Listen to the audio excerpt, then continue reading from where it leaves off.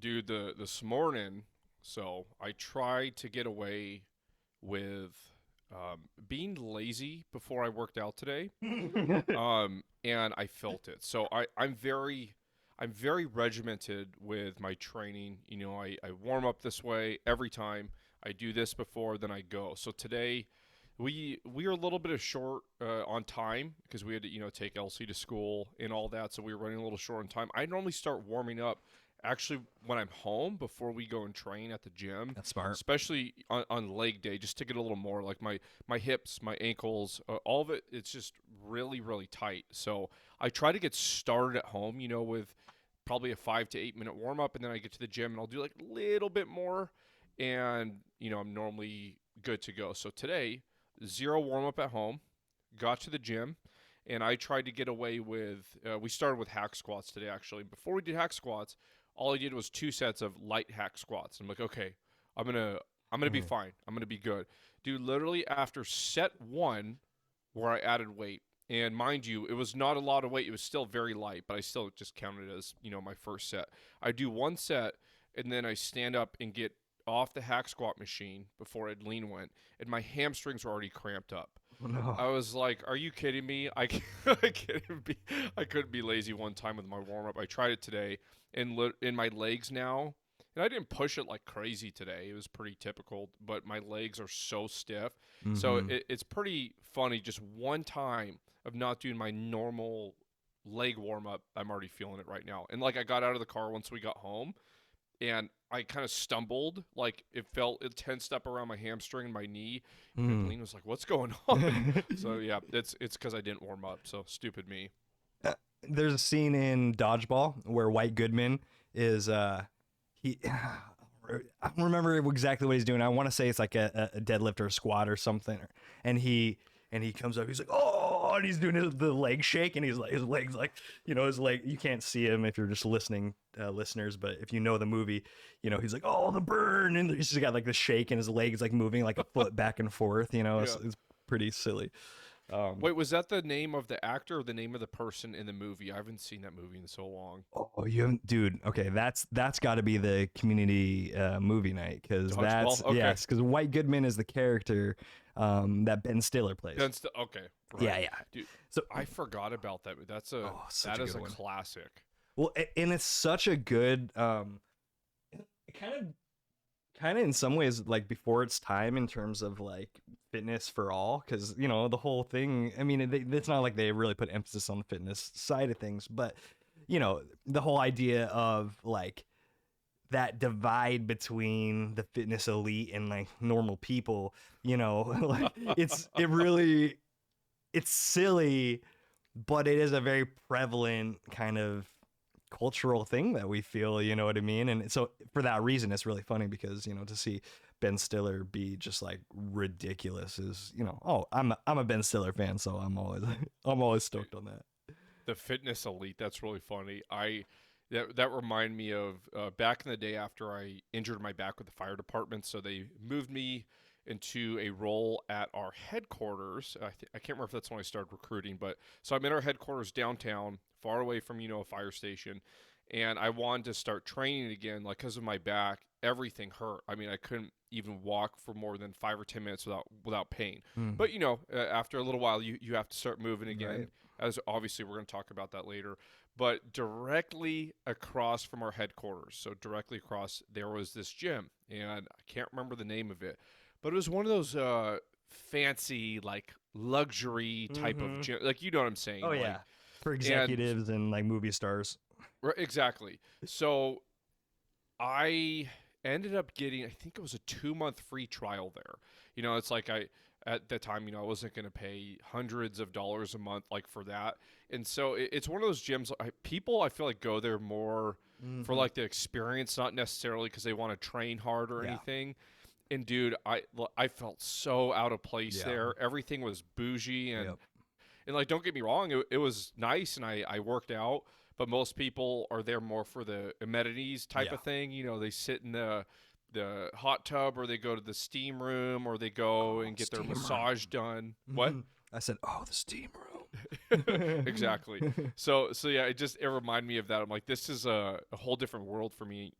I'm more into the, really like gritty, Right. warehouse type gyms, and everyone's there to train and Mm-hmm. all that stuff. So I remember like this is such a trip. But I trained there for 2 months, and it was fun. I mean, not somewhere where I would necessarily want to be, but when you said fitness elite, for some reason that popped up in my head.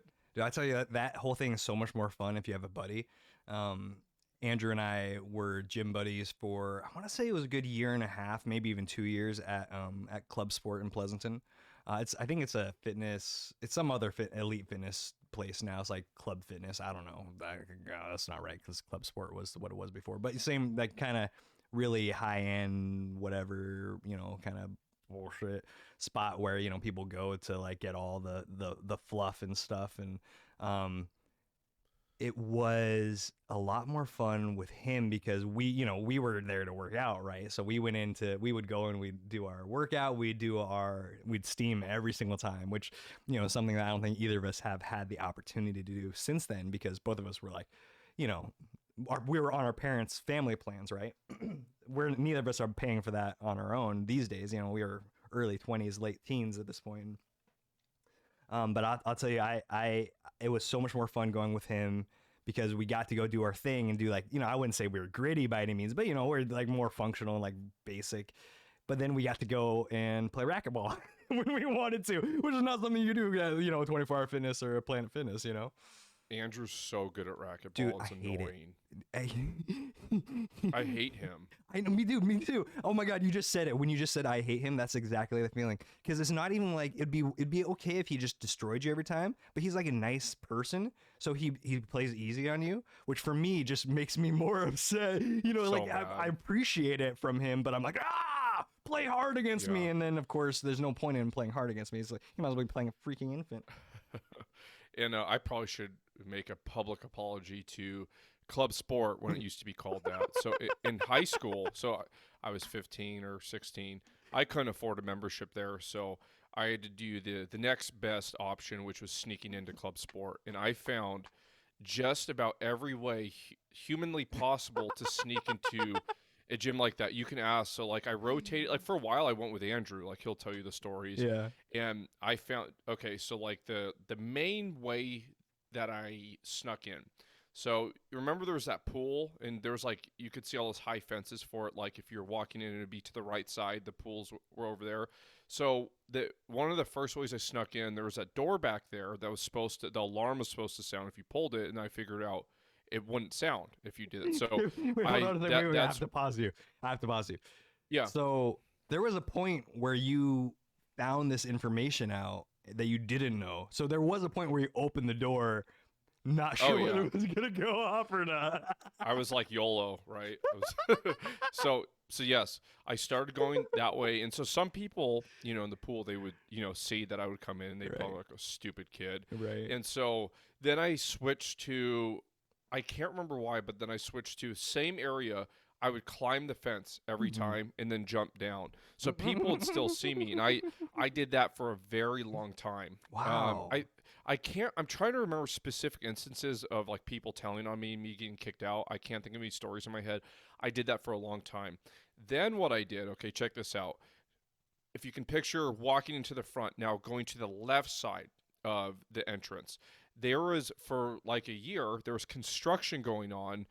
There was this wooden staircase that was really sketchy that would go to the upstairs above the racquetball courts.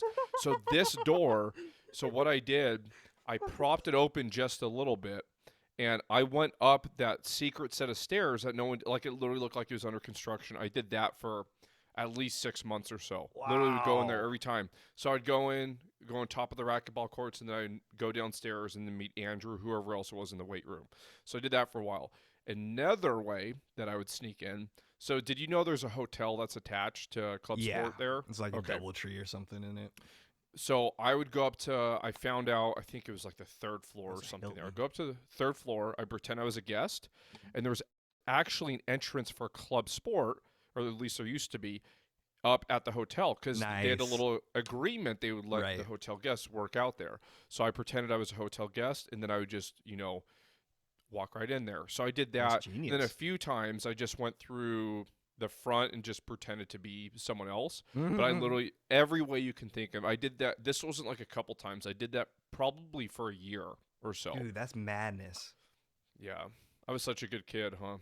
And it's funny too, because for those of you who didn't know Jake at the time, or he looks very professional, very kind of, he blends in now. Also, tattoos are very normal now and accepted.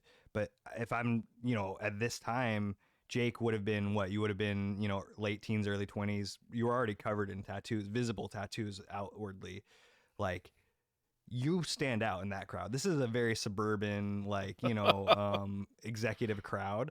So I didn't fit in at all. Yeah. So it's not like Jake was like, oh, that guy. So you must have gone with such consistency and and attitude that there must have been a combination of you fooling people and also people being like, oh, well, I mean, why, and ultimately, if I think about it, why would anybody really care? It's not like you're putting anybody out for being there as long as you're not causing trouble, right? So I wonder if there were people who knew that like staff who were like, whatever.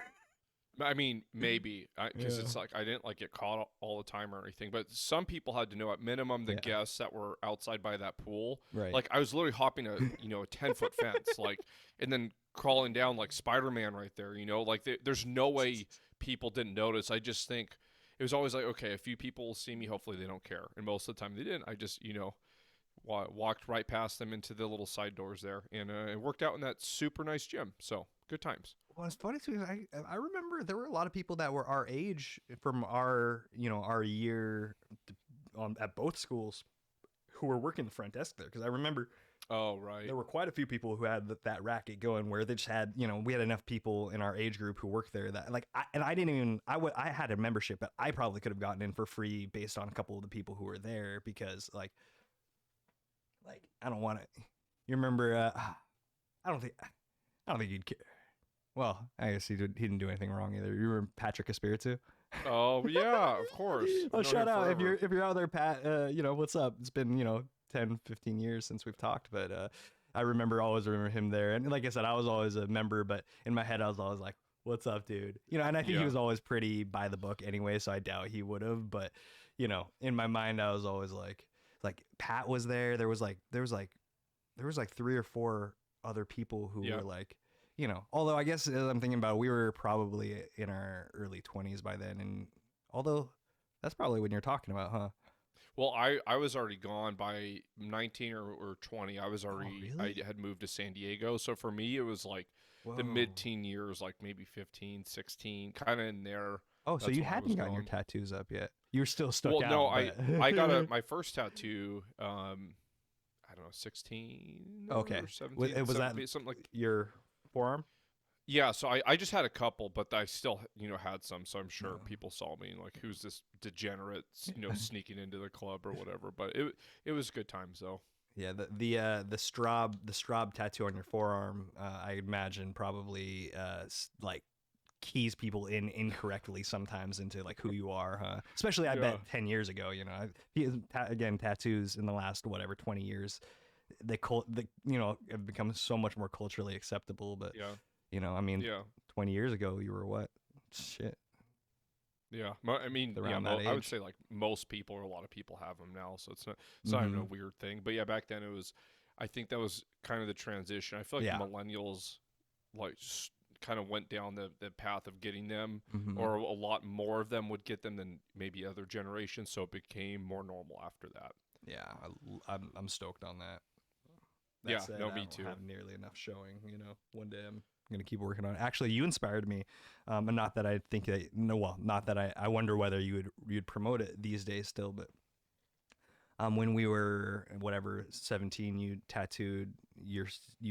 did your own tattoo on your quad on your thigh, and I swear to God, and it's not the best looking tattoo as you would imagine. It's terrible looking. Well, to be fair. For a 17-year-old doing it to their own thigh, it could have been a lot worse. And part of the beauty of that is it almost doesn't matter what it looks like, right? Because you and your wife are the only people who are ever going to see it. Your kid, maybe, you know what I mean? So like, since I saw you do that, I told myself that that's one that I will do that sometime in my life. I swear to God, like, yeah, I saw you get that, and I was like, all right, bucket list. And I don't even care what Yeah. it's like. Mine was gonna be jacked up. It's gonna be just Yeah, like an dude. outline of like a helmet and 2 dodgeballs. Perfect.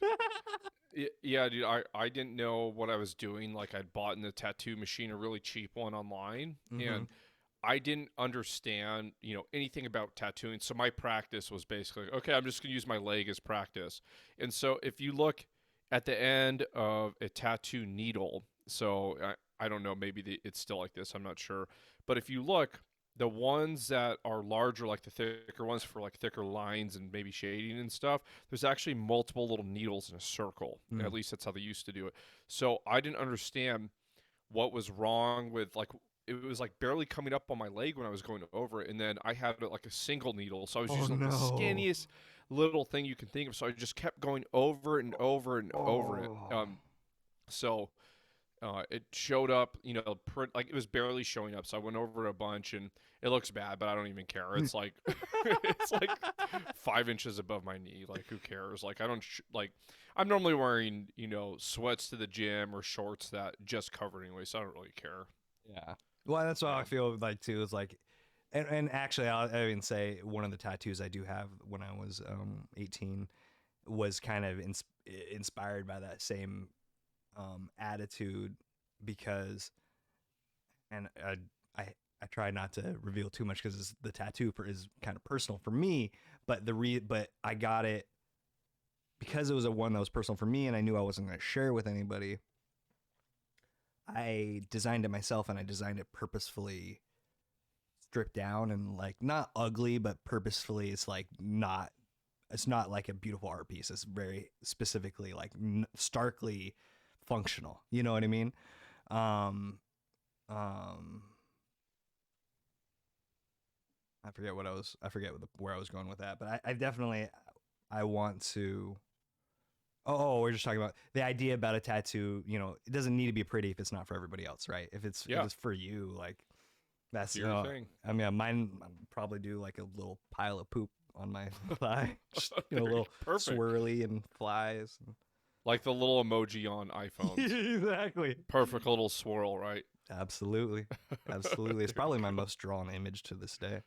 Yeah, there you go. Yeah, we're little boys, I guess, never grow up. Just Oh, love drawing that forever, huh? so just to give you an idea of how much, look. So in the second that we just were talking about it, Oh, dang. You weren't kidding. here There we it is. go. Clayton This is is a an better one artist. for you If you're guys. not watching on YouTube, I'll just say Clayton is an artist. He's showing me some of his artwork right now. Yeah, look at that. I like how you drew the little lines above it too. You gotta have the stink lines, you know. And the key Nice. is you gotta put a little squiggly underneath the fly so that it looks like the fly is like. It's a beautiful picture, Clay. I appreciate it. Well, speaking of that, do you want to get into some steps for fitness longevity, or some Definitely. five steps for fitness longevity, and get our Friday debrief kicked off? 5 steps. So yeah, today we're going to concentrate on longevity. And I've heard the words longevity and health like it's almost it's like a trending word I've heard the last couple of years. And sometimes when stuff becomes trendy like that, people just say it to say it. Yeah. And Sustainability. it just sounds Yeah. it just sounds kind of silly, like, oh, for health and longevity. And I feel like people say that, but there's no depth or meaning behind it. So with that being said, I thought it'd be awesome if we go through a handful of steps with a little bit more depth of what that actually means. So we're going to go through 5 today. So yeah, 5 steps for fitness longevity. And so we'll start with number 1. And a lot of these for me are from personal experience. I think about a certain time of my life where I did the exact opposite of all these. So I thought this would be fun to talk about today. So number 1, think of improvement of movement first before adding weight. Now, I'm not the type of person that expects perfect movement or perfect form, whatever that means. I feel like sometimes we can take that overboard a little bit. Because as you add weight, as time goes on, it is normal for your form not to look perfect, whatever that even means, and maybe even have some bit of a breakdown or power leak in your movement. So, excuse me, that's completely fine, but we don't want to get to the point where we are just adding weight to add weight, and that's Totally. it. It becomes we talked about it before, Clay. It becomes ego lifting. That's Yep. all you're doing. Your ego is all over the place. You're trying to beat the person next to you, or just make yourself feel better. So we have to find that fine balance of, yes, of course, over time add weight, but let's think first. Improve your movement instead of adding that additional weight. What happens is you're going to get away with it for a long time. You can keep Yep. adding weight to whatever Yeah. movements, and you'll notice over time your form starts to break down. And now I don't want to say like just bad form equals injury, because that's not true either. Right. Injury, it's very complicated and nuanced how someone gets injured. But I can tell you for myself personally, as I did this over years, always just trying to add more weight instead of improving my form, it didn't help as far as all the injuries that I had. And then too, it gets to this point where you're so used to these poor movement patterns that you always do it. Like even with lighter weight, you start Yep. having these terrible movement patterns, and outside of just injury too, you're getting a lot of power leaks with your movement, and you're not able to move more weight anyway. So be patient, challenge yourself, but worry about perfecting that movement as best you can instead of just adding weight to just add weight. And plus, if you do have the mindset of I want to be in the gym for life, and you truly have that mindset, then it shouldn't matter. There's not a rush. And it's funny hearing myself say that, because Mhm, people you're right. laugh that know me that I'm saying it's not a rush, because to me Right. everything is always a rush, but it's true. No, Yeah, think like if you absolutely. want to work out till you are 80 years old, Mm-hmm. why does it matter Yep. that your bench press this week was 100 pounds or whatever, and then next week it has to be 120 pounds? Like that, it's silly if you think Yeah. about it, but it's ego, it's impatience, and all the other characteristics that I exemplified when I didn't follow my own advice here. So think of improving the movement first, add weight later. I mean, I'd make that argument for not even just 80 years or when I'm 80 or when we're 80, but just like next week, because uh like you just said, we can get into the nuance of how one gets injured, but the idea is if you try to do movements that your body's not ready for, regardless of the circumstance, you're opening yourself up to injury. So the idea is we're bringing our skills up to the level where we're not only confident in our ability to manage the given weight, but we want to push it almost to the point where we get bored. Like, let me be fair. This is different per person. For me, I know that as I'm lifting, once I start, if I'm moving on, here, I'm trying to think of the right way to say this. I will notice if I continue to do the same thing and I need more challenge, that I will start to get bored. And so this is something that I've, learned for many years of doing this. But for me, I can feel that boredom start to creep in when a movement I'm starting to master a weight level or intensity or a movement. And for me, I take that and I'm like, okay, now I'm ready to move on, because my brain is literally telling me, it's like, okay, this isn't even a challenge anymore, right? So granted, that's not, a beginner's not going to be able to do that, but someone who's been in the gym for a long time and doing it for a lot of years certainly can. Now, my little piece for whether you're a beginner or a veteran is really simple. We want to strive for quality over quantity. Yeah, perfectly put. I love that, quality over quantity, and it's definitely hard to do. Our egos get in the way, and for me, I went like years with I just wanted variety and I wanted to do everything or Mm-hmm. whatever. And it's funny now, I actually get more enjoyment doing a little bit less variety of movements, but trying to get really good at those movements. So it's funny my mindset's shifted a little bit. And if you do that, if you focus on that, I feel as though you can actually get better at those movements. So Totally. great point there. All right, moving on. Number 2, be flexible with your intensity in the gym, but not your routine. So, in other words, say you're just not feeling it that day. Whatever it is, it could be a poor night's sleep. It could have been from a bunch of food you ate the night before, probably too much of food, processed food, whatever it is, that makes you not feel good. And you're just not feeling it that morning.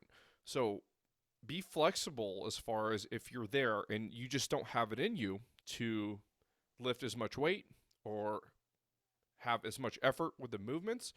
That's fine. Pull the intensity down just a little bit, but show up to the gym. So even if you showed up and your routine is way less weight, less volume overall, but you were just there and you just move. At least for me, I always feel better when I do that. Yeah. And the important thing here is not that it's bad to miss a day in the gym. Excuse me. It's the point that when we start not going because we just don't really feel it that day, and that becomes normal and going becomes optional, it's no longer part of our routine. Then you get to this point where it's going to be hard to even get yourself to go. So I always encourage people, if you can, if it is possible, stick to that routine, but just adjust your training in the gym. And I've had to do that a lot of times, especially, really the last couple months, like nights that I haven't slept well or whatever it is. I'm still in there. I'm still going to move weight. I never regret going in, but I'm just going to do less weight, less reps, and, a little bit less effort in there. This is a really big one for me because I for years actually struggled with my fitness because the traditional approach was that basically it was like worthless without any intensity, which is not true, nor is it what everybody feels, but it's very much kind of the general feel, especially 10, 20 years, and we've developed as we've come along. But, certainly 10 years ago, there wasn't as much apparent value in low intensity exercise. Now it's very pushed, you know what I mean? And for good reason, because, for as a general rule of thumb, something is always better than nothing. Unless, of course, unless nothing is your something for the day, right? If your rest, if your day's rest, that means that your nothing, quote unquote, nothing that's your something. So whenever we're talking about flexibility in general, but especially with flexibility surrounding intensity, we have a cultural idea that it has to be one way, and in reality it doesn't. For me, it was a real clicking point when I realized that when I came in from the other side of things, instead of coming in intensely, when I started coming in with very intentional low intensity. And actually I'm starting to create a whole brand surrounding this, thoughtful movement and fitness, which we'll talk about later on. But the idea is that if you start very low intensity, intentionally very low intensity, that will naturally build up in a way that is enjoyable, that reduces stress. And then, the nice thing about that is at that point, if we start with this technique of low intensity, we now have the ability to build that intensity to the rest of the workout, or we can just leave it out if we're not feeling it, right? So granted, this is not for everybody. This is not, some people are like, I want intensity. Some people are like, I want no intensity. Most people are somewhere in between. Those of us who have collected a set of skills over a lifetime usually have found that we have the ability to vary those things more directly, more intently, with better results. So I'll give you just like a straight up example. When we talk about results, yes, there's a physical return, and you still get that with low intensity. It's not quite as pronounced for sure, but what does come with that is a set of things like endorphin release, anxiety reduction, increased feelings of efficacy and self worth. You know, these are correlational, not causal. But when the idea being that when we're willing to be flexible, there's always a reward to be reaped. You know what I mean? Just And maybe I not. feel. Oh, sorry. Go I ahead. was just saying, maybe not the traditional. You know. And I feel the fitness industry is partly at fault for this, with making people think so in such binary ways and binary terms. It's Yeah. like you either do hit or you do low intensity. Like I think that's pretty silly, to be honest. I know you somewhat said opposite of what I'm about to say. I still kind of think it's being pushed pretty hardcore with you need to do high intensity. Yeah. I know you said, I think you It's said it was like starting 10 to years change. ago. Starting. Yeah, This you're is probably right right. now. But I still see the, hit and all those other Yeah. stuff, it's being pushed. Nothing wrong with that style of training. But when we get to the mentality where you have to do hit every single time you train, I don't think that's optimal for 99% of people. So maybe you're right. Maybe it is slightly changing now, but there are so many benefits of doing things with a little bit less intensity, So to be honest with you, as you're saying that, I realized that might have been a little bit of misplaced humility. There's a couple people out right now who are kind of really pushing this kind of physical fitness for mental health. Whether it's on the surface or not. There's Dr. Foxy Fit on Instagram. We're not related to her or anything. I like her posts. There are a few people out there who are really kind of pushing this, but it's new. It's definitely new. I should really say probably I think it started changing 10 years ago. But that was also when I started changing. So it's kind of hard for me to really gauge that out.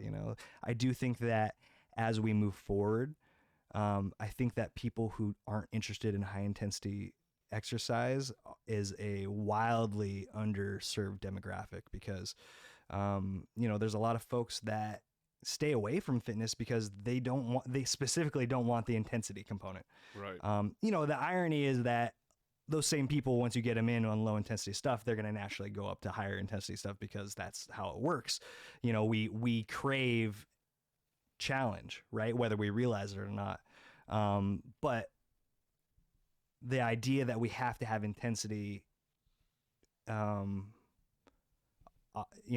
keeps a lot of people away. And it kept me away for a long time. Having grown up playing football, I stayed away from fitness for a long time because I was like, I'm not doing another freaking burpee in my life. And I'll tell you what, I've never instructed a single person to do a burpee, and I will never instruct a single person to do a burpee. There's logical reasons, but there's also, it's just emotional reasons because I did a shit ton of up downs. You know what I mean? Dude, I'm glad you said that.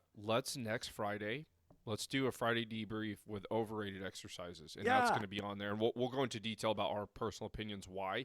You want to do that next Friday? Yes. Oh, big time. Big time. Dude, I could go on a full rant about Yeah. We'll do an episode for all you with overrated exercises and then give you like details why. But when you said burpee, that really made me think of that. Yeah, let me see. What's the best way to work out my client? Have them slam their body on the ground. Oh. We're gonna have so many stories about that. This will be fun. Like, okay, yeah, it's a whole other story. But like, how can? Okay, no, we're not going down that tangent today. Tune back in for that later, guys, because like that's all I want to talk about now. And a practical takeaway for some of you. So say you are in the gym, you really do want to improve, and you like pushing yourself. Just a very simple general rule of thumb, and I try to do this so you can challenge yourself on a regular basis. Just don't go full throttle and redline all the time. But what I like to do, the week leading up to my deload. So deload is just every once in a while. It's a week where I lower everything. I lower the intensity. I lower the total volume, everything. So it's not supposed to be challenging. I'm just going through movements at lighter weight. That way I can feel fresh and ready to go the next week. So I do that, probably not enough every couple months or so. I should probably do it every, 6-7 weeks. Point being, something you can do if you're someone that does want to push yourself, you can, that last week before you take a deload or an easy week, really push yourself that last week, knowing you have a week that it's coming up where you're going to rest or you're going to take it easy and do something like a deload. So just a practical takeaway for you guys. I would even take that a little more micro and say you can do that in your regular workouts. If you can do a whole low intensity workout, and that last 10 minutes be like, yeah, you know what, I feel like I kicked my butt, and you get a great last 10 minutes of high intensity exercise, and arguably, like you just made that workout a lot better. You know what I mean, in terms of just objective, accomplishment. I love that. I love little micro doses of it. That's a great idea too. Just be open to how your body feels, as we've talked about multiple times on the show. Be that artist. Always be testing things and refining your process. So if it's something like I said, you only really up the intensity before you take a deload, great, if that works for you. Or do what Clayton said, you can do it on a regular basis, little micro doses of intensity. So just always test it, see how you feel, and then refine from there. All right, so that is number 2. Moving on to number 3, and this is make sure your exercise routine does have challenge, but make sure that there are movements that you enjoy. Oh. Now, if you are in the gym just to be healthy and just for longevity purposes like we're talking about today, and you're in there doing nothing you enjoy, the chances of you sticking to that long term is very low. A lot of times you're going to hear a very common question that people will ask a trainer or their trainer is, what is the best form of cardio? What form of cardio should you do? And I feel like the best response to that for most people is, what type of cardio do you enjoy? Yeah. Simply put, it is literally that simple. So I want you to be challenged in the gym. I'm all about that. It's how we improve. But we need to have something in our routine, at least something that we enjoy. Yep. So for me, there's a few movements that are going to be in my routine forever. Yep. And this is whether I'm, going through heavier phases, when I'm going through more moderate rep to lighter loads and those type of phases. I'm always going to have things such as I love to do like dips and weighted dips. I love to do pull-up variations, and I could go on with, about 5 or 6 more, but I have staples that I love to do, and I always have it in my routine. It makes me more excited. Now, there's movements that I do every time that I don't necessarily love, but the cool thing too, if we do have movements, even if they're not our favorite, if you do them enough, sometimes you will start to enjoy them a little bit more, which is cool. But make sure there's something in your routine, and I don't care if you resistance train, I don't care if you only do cardio, I don't care if you just do classes, whatever it is, you need to have something that you enjoy. I don't know if any human being could speaking in longevity purposes, can sustain something past even a few years if you hate it. Yeah. So find something you enjoy, and you'll be able to sustain and stay in the gym for a long time. Yeah, I mean, honestly, this kind of it's fun. I feel like I kind of just said this already, but I'm going to say it again because this is so important, because so much of my work is focused on longevity. And sustainability. Tag words, finger guns. I know, right? But it truly is focused on getting people to feel better longer and live longer, happier lives. And there's really no substitute for, when you're talking about that larger picture, for enjoyment. Like, literally, what are we doing if we're not enjoying our lives? For me, exercise is a tool that I use so that I might better enjoy my life. I'm not going to introduce things that make me enjoy it less. Granted, I'm very accustomed to challenge, and, it becomes a nuanced conversation when you get, because challenge can be an uncomfortable thing, but for those of us who are used to it, you get, you start to enjoy that challenge. So perfect example, what I'm talking about is, video games. I'm always going to find a way to bring it back to video games, guys. But this is especially pertinent in this conversation, because anybody like myself who enjoys games, whether they're video games or otherwise, you'll know that you don't get a lot of enjoyment out of a game that's too easy. Granted, there are people out there who like to cheat and like make the game too easy, but with the exception of those people, we don't even enjoy making things too easy. So when we start talking about the intersection of challenge and enjoyment, they're not just intersecting, but they're interacting, because in order for us to enjoy something, there has to be some element of challenge. Another perfect example, movies. Never have you ever watched a great movie that didn't have some kind of conflict. That's because the conflict is what's compelling. The conflict is what, in our specific case here in physicality, the conflict is what helps us grow. And which, you know, I feel that's safe to say in a movie narrative as well, right? The conflict in general, let's just say that across the board, conflict allows us the opportunity to grow. And we have to have the right level of conflict, because if it's too low or too high, we're not going to enjoy it. So, yep, love it. Love it. And moving on to number 4, and this one speaks to me probably as much as any of the other points today, because I did the opposite, as you guys can imagine. And that is, if you have specific goals in the gym, try to focus on one thing instead of multiple. Now, I went down this path and was guilty of this for a couple years. I shared the story also on an earlier episode, but I'll just summarize it for you guys again. So during my CrossFit days, so I'd heard this a bunch, people had told me, and I'd heard it on podcasts.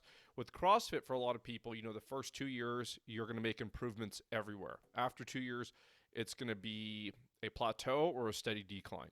In the 2 years, there's no magical number there. That was just, you know, a general number that someone threw out. But it was funny because that was exactly what happened to me. So everything was going up in CrossFit for me, my endurance, my strength, my power output. I hit 2 years and everything declined fast. I told you guys before, I lost 60, 70 pounds or so, you know, from my deadlift, from my squat, and just about every movement was going downhill. And so I came to the point, I just didn't understand why this was happening. I was trying to get stronger. At one point, I was trying to get leaner. I was trying to get faster. So all these things that somewhat can be competing goals in a way.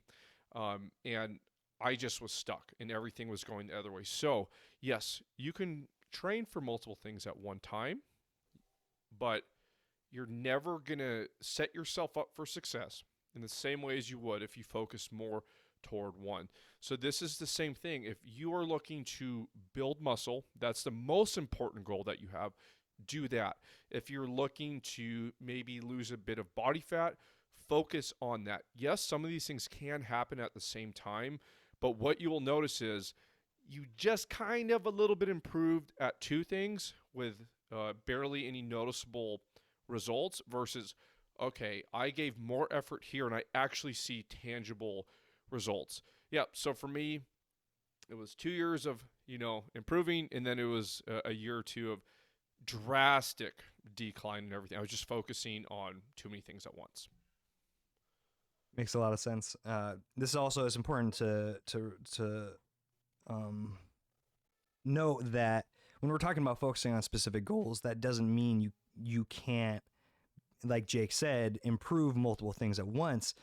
We're talking about the approach, right? Because if you focus on that strength building the way Jake is talking about, chances are you're also going to increase your flexibility and your endurance. And these things are going, because it's not like you're going to lift in, Jake's not saying lift in a vacuum and only do bicep curls if you want to get your biceps strong, right? But he is saying if you want to get your biceps strong, you know, focus on the things that are going to help you do that. Don't, you know, try to, you know, make your calf, you know, enlarge your calf, you know, you do calf hypertrophy at the same time, right? Although actually that's a bad example because you probably could do those. You can do those things simultaneously. But point aside is when we step into a gym fitness situation and we don't have a specific goal, what ends up is we just kind of grow in a general, it's like a chia pet. Like sometimes, you know, they have like the hair grows one direction, sometimes it grows all out. What we want to do is we want to cut the sides and the back so that the hair, all the attention goes to the top of the hair, right? Same thing here. We're not saying, you know, do one thing because that's going to get you there. But if you do 10 things, you're not going to get there at all. You know what I'm saying? Right. So Right. there's that middle ground, which, I mean, I shouldn't say a middle ground, because really it's choosing something and driving towards that. And I'll go on. I'll further this as to say too that when we don't focus on specific goals, I would argue that it's less important. The slower progression is less important, less impactful than the lack of wins. So I said that in a kind of weird way, but focusing on specific goals gets you more wins. When we get more wins, we have more motivation. It's easier to instill discipline and habits. If we focus on broad goals without specific goals, and then, we might still be building, but we're not going to see those little wins as clearly and readily. And we might get lost in what, Jake mentioned, where we're feeling like, we're all of a sudden he's giving a very specific example of losing weight, but 90% of the time, the version of this that people experience is plateaus. And, when we're talking about plateaus, not only are they part of the conversation and part of the game, but a lot of what we do is specifically designed to break us out of those plateaus. So when we start talking about focusing on broad goals versus specific goals, if you want to move the needle, you're going to focus on those specific things. Yeah, and just to end this point with an extreme example would be you're never going to see a high-level bodybuilder compete in a bodybuilding show and win, and that same person compete in a marathon race and also win that. The chances of that are, I can't say impossible, but the chances of that are very low. So that's a very extreme example, but you guys get what I'm saying. And moving on to our last point today, if you are injured, don't do nothing. Train around your injury or do something. So the big point being, and Clayton and I were talking about this off air, some people get injured, and they don't feel motivated anymore. They're probably pretty frustrated and upset, and they just stop going.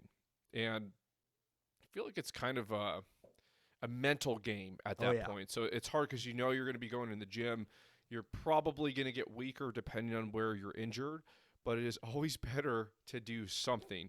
Now, of course, this is not specific medical advice, so if you do have an injury and it's not getting better, of course, seek a physical therapist or whoever you need to see.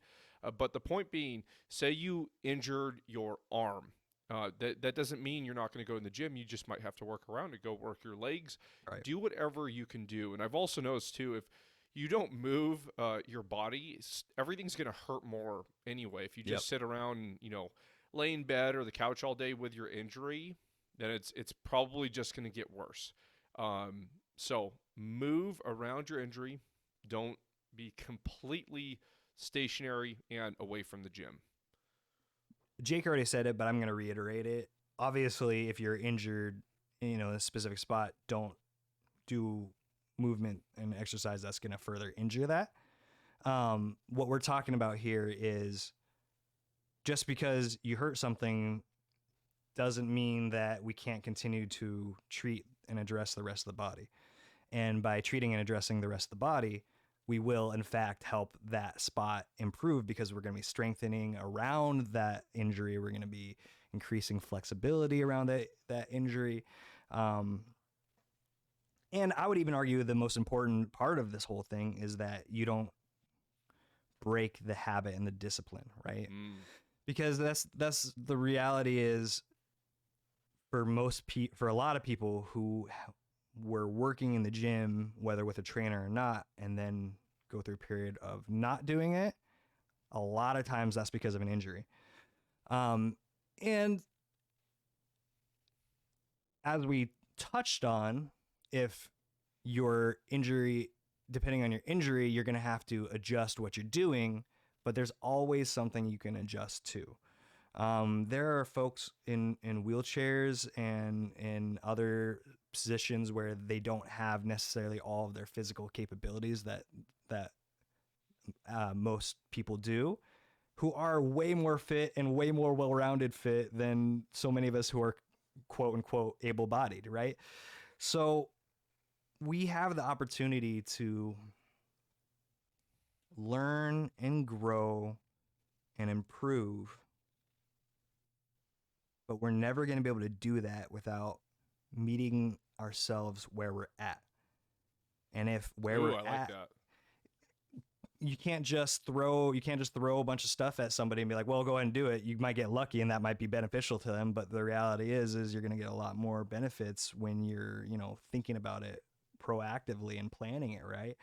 And to that end, if you're planning every workout and you're either talking to somebody like Jake or myself who has the knowledge, or you have that knowledge yourself, you have the ability to do all the stuff you normally do minus that one thing. So why are we, it's throwing the baby out with the bathwater, right?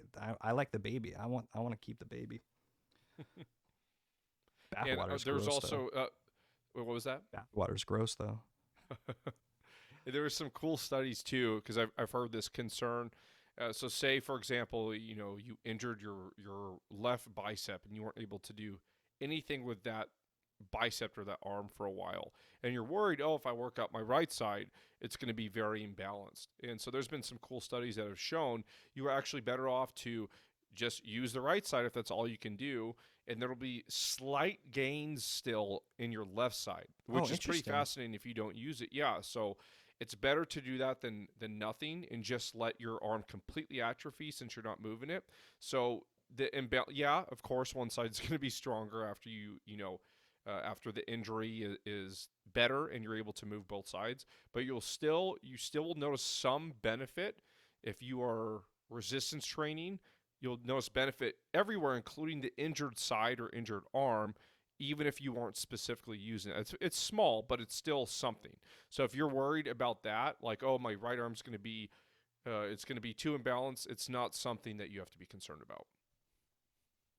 Absolutely. I do want to throw in, and I apologize, Jake, if I'm beating you to the punch here, but I've got a little bonus, and it's not its own number because we've kind of already touched on it throughout all of these points, but be willing to experiment, be willing to play, be willing to try different things, find out what's right for you. The things we're talking about here are steps for sustained longevity. Sustained longevity is always going to be a moving target because life changes and we need to adapt to it. So being willing to try these things, being willing to try other things and see what works for you, it comes back to what Jake talks about being the artist and the scientist. Did I get that right that time? I think right. Yep. About being the artist and the scientist, right? Because there's an art to figuring out how all this works for you, but you gotta be willing to experiment and figure out what works, because otherwise you're just throwing paint at a canvas, and you might get sweet splotches, but I think we're all, especially when we take that metaphor into fitness and physicality, we want the structure in place so that we can be expressive. So not to take the art metaphor too far, but all right, so let's go through these 5 real quick one more time. So number 1, think of improvement of your movement first before adding weight. Number 2, be flexible with your intensity in the gym, but not your routine. Number 3, make sure your exercise does have challenge, but make sure that there are movements that you actually enjoy. Number 4, if you have specific goals in the gym, try to focus on one instead of multiple.